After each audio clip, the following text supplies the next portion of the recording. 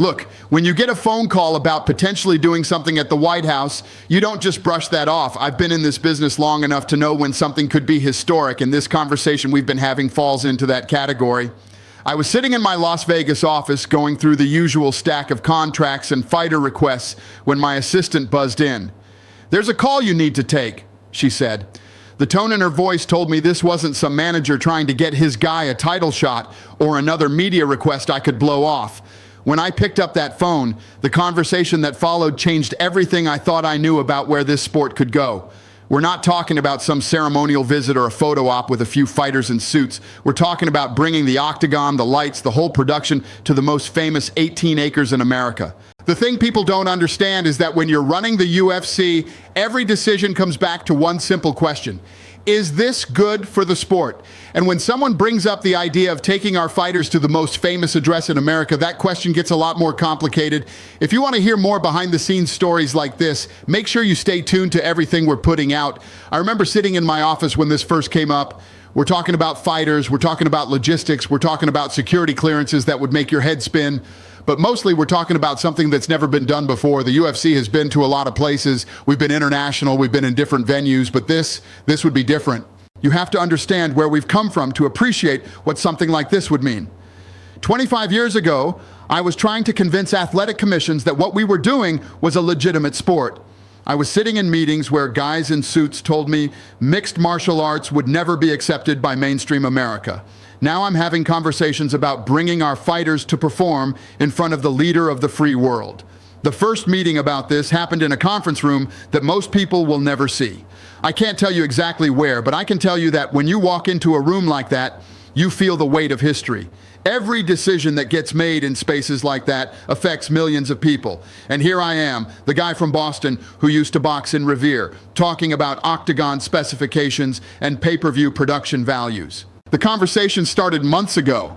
Not the kind of conversations you have on Twitter or in some press conference. Real conversations with real people about real possibilities. And I'll tell you what, the people involved, they understand what the UFC represents. They get that we're not just some fight promotion anymore. We're a global entertainment company that showcases the world's best athletes competing in the most pure form of competition that exists. But here's what kills me about this whole thing. People want to make it political. They want to turn everything into some kind of statement. Listen, I don't care if you're Republican, Democrat, Independent, or if you worship flying spaghetti monsters.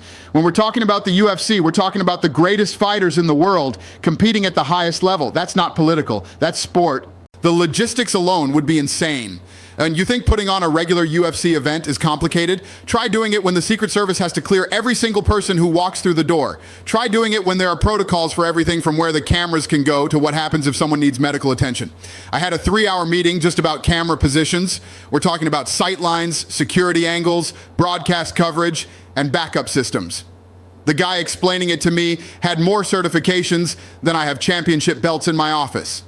The medical protocols would be unlike anything we've ever dealt with.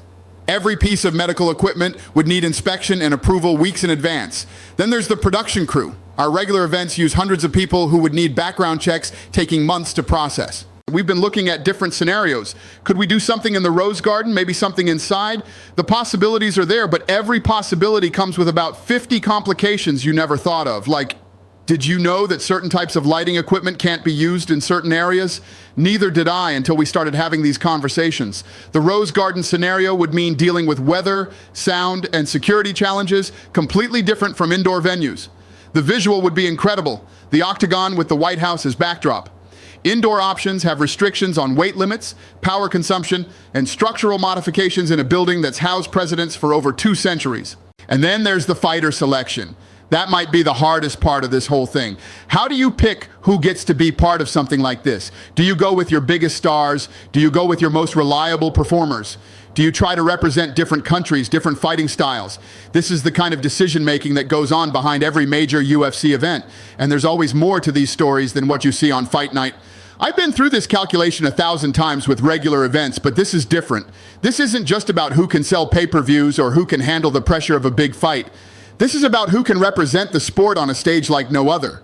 I've got a list of names that changes every time I think about it. Do you go with someone like John Jones if he's available and healthy? The guy's got issues, but he's also the greatest light heavyweight of all time. Do you risk putting someone with his history in that kind of spotlight? What about someone like Islam Makhachev? Great fighter, respectful guy, represents the sport well, but then you're dealing with international politics that go way beyond anything the UFC normally has to consider.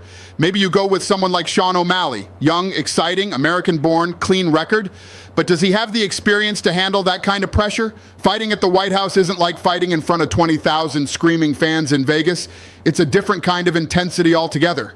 The women's divisions present their own considerations. Amanda Nunes just came back and she's one of the greatest of all time. Kayla Harrison brings that Olympic pedigree. Zhang Weili represents the global reach of the sport. But again, every choice carries implications beyond just what happens in the octagon. Then there's the question of how many fights you put on one main event, a full card. Each additional fight multiplies every logistical challenge I've already mentioned. More fighters means more security clearances, more variables, more things that could go wrong.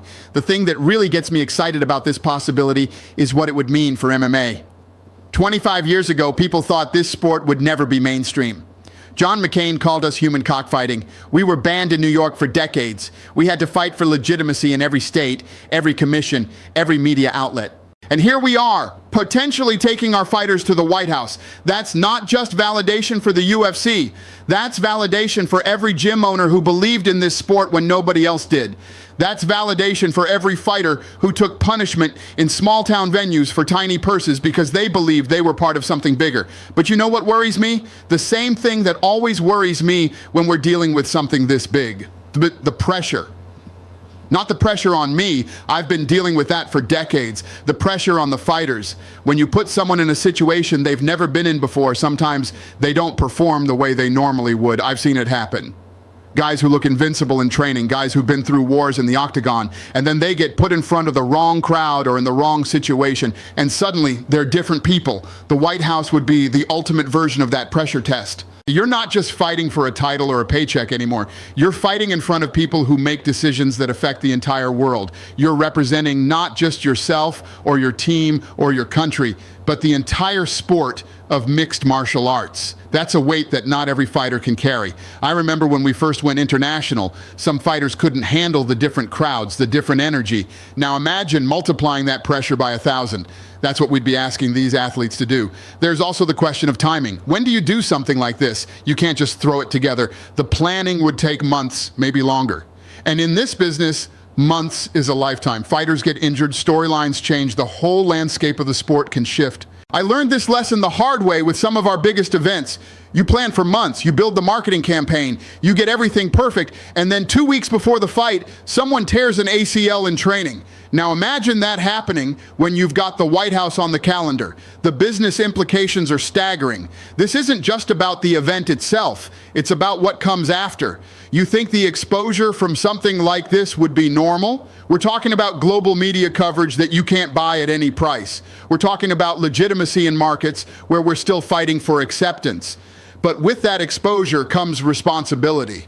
One wrong move, one bad moment, one fighter who says or does the wrong thing, and it doesn't just hurt that person or even just the UFC, it reflects on the entire sport. That's the kind of pressure that keeps me up at night. But when I think about the fighters we have right now, the level of talent, the diversity of backgrounds and fighting styles, this might be the perfect time. We've got champions from all over the world. We've got guys who've overcome incredible odds to get where they are. These are the kinds of stories that resonate beyond just MMA fans. Take Brandon Moreno, worked in a factory, became UFC champion. Francis Ngannou went from refugee to heavyweight champion. Israel Adesanya's journey from Nigeria to New Zealand to the top. These aren't just fighters, they're walking examples of what's possible.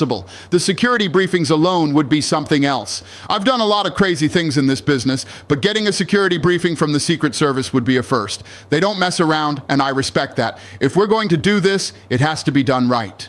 I've been told these briefings can last all day. They go through every possible scenario, every contingency, every way something could go wrong, and how to prevent it or respond to it.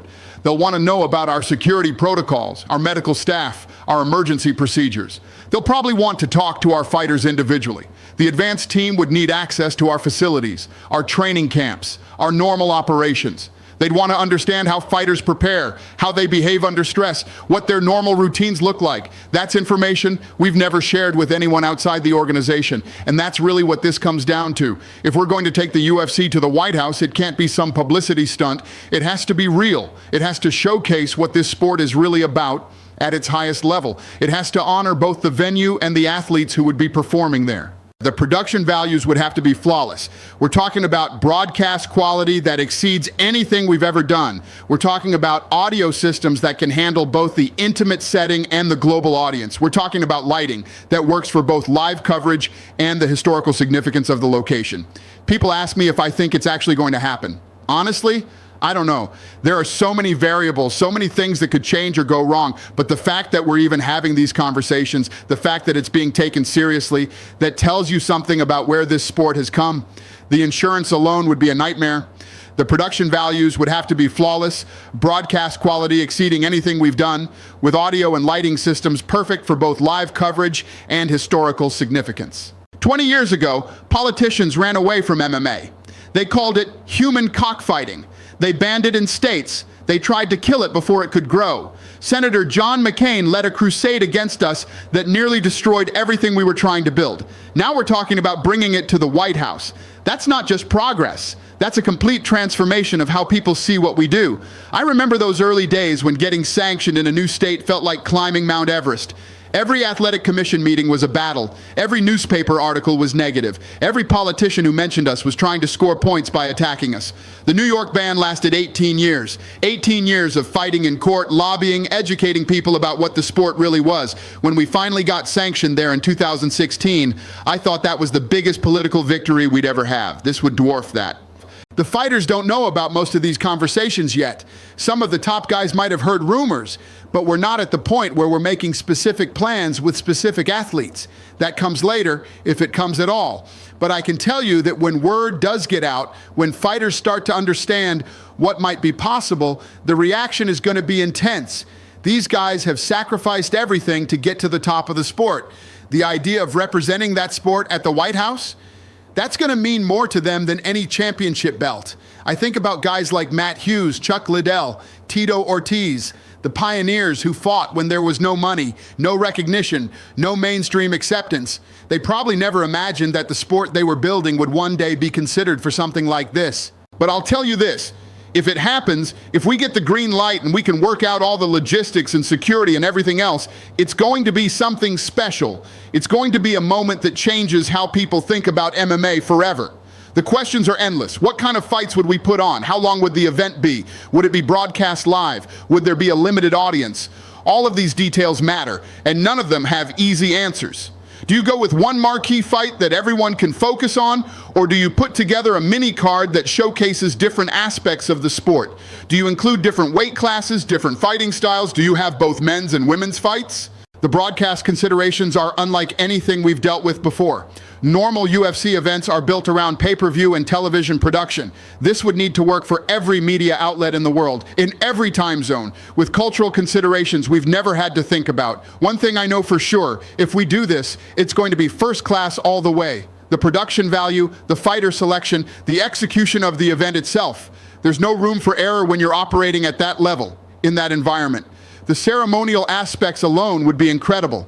Imagine the walkouts, the introductions, the presentation of the fighters. We'd be creating moments that get remembered for decades, moments that become part of both UFC history and American history.